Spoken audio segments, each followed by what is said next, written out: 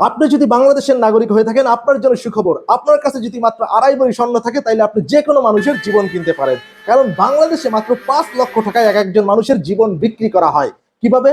আপনি জানেন, যেখানে বাংলাদেশে স্বর্ণের 1 ভরি স্বর্ণের মূল্য হচ্ছে 2,08,000 টাকা, সেখানে একজন মানুষের জীবনের মূল্য হচ্ছে মাত্র 5 লক্ষ টাকা।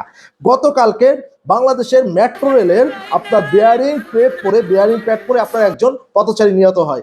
তার ফ্যামিলিকে এই সরকার 5 লক্ষ টাকা অনুদান দিয়েছে এবং সাথে একটি চাকরি ফ্রি। আপনি যে সকালবেলা ঘর থেকে বের হবেন, রাতের বেলা যে ফিরে আসবেন তার কোনো গ্যারান্টি নাই, কারণ এটা বাংলাদেশ।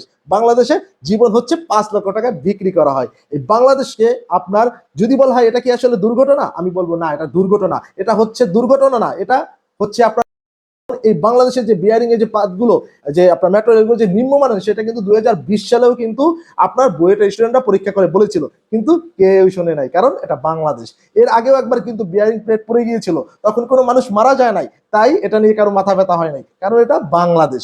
বাংলাদেশ আপনি সকালবেলা ঘর থেকে বের হবেন, রাতের বেলা ফিরবেন কিনা আপনি জানেন না। আর যদি আপনি নাও ফিরতে পারেন, তবে কি হবে, আপনার জীবনের মূল্য হিসেবে 5 লক্ষ টাকা দেওয়া হবে। এটা হচ্ছে বাংলাদেশ। আপনি সকালবেলা ঘর থেকে বের হবেন, আপনাকে যে ইসকন বা অন্য করে নিয়ে যাবে না তাও কেউ জানে না, কারণ এটা বাংলাদেশ। আপনি বাংলাদেশে জন্মগ্রহণ করেছেন মানে আপনার জীবনের কোনো নিরাপত্তা নাই। তাই উচিত হচ্ছে আপনাকে চুপচাপ সবকিছু সহ্য করা আর চুপ হয়ে সবকিছুর এইসব সার্কেস দেখা, বুঝছেন? আর যদি আমার ভিডিওটা যদি আপনার কাছে মনে হয় যে আমি মিথ্যে বলছি, তাহলে শেয়ার করার দরকার নেই। আর যদি মনে হয় সত্যি, তাহলে সবাইকে সচেতন করার জন্য হইলেও ভিডিওটাকে শেয়ার করুন। আল্লাহ হাফেজ।